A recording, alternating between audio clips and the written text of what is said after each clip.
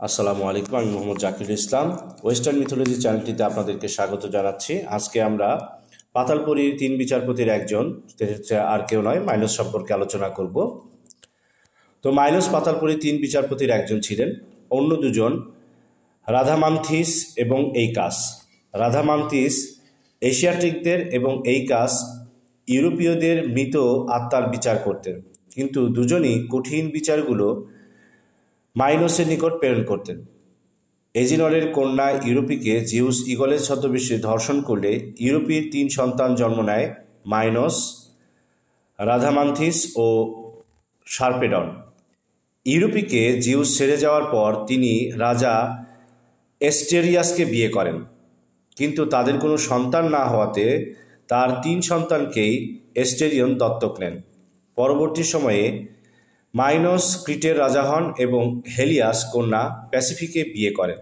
এই প্যাসিফে পোসাইডন বা আফ্রোদিতির রোষানলে পড়ে পোসাইডনের ষাঁড়ের সাথে যৌনকর্ম করেন, যার ফলে মাইনোটরের জন্ম হয়।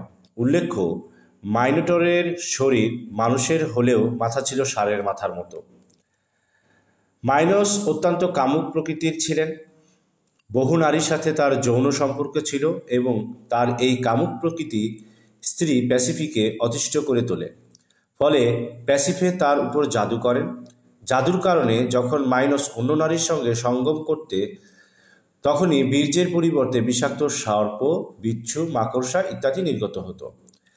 মাইনসের মৃত্যুর অত্যন্ত যন্ত্রণা ছিল।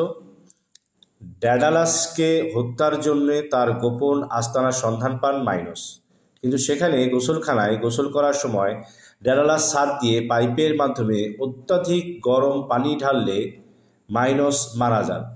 মাইনস মারা গেলে তাকে তার প্রজাবৃন্দ অত্যন্ত রাজকীয় পরিবেশে কবর দেয়। পিতা জিউস তার আত্মাকে পাতালপুরী বিচারক হিসেবে নিয়োগ করেন। এরকম আরও তথ্য পাওয়ার জন্য এই চ্যানেলটিকে অবশ্যই সাবস্ক্রাইব করে রাখবেন, লাইক, শেয়ার এবং কমেন্ট করবেন এবং বেল আইকনটি প্রেস করে রাখবেন। অসংখ্য ধন্যবাদ।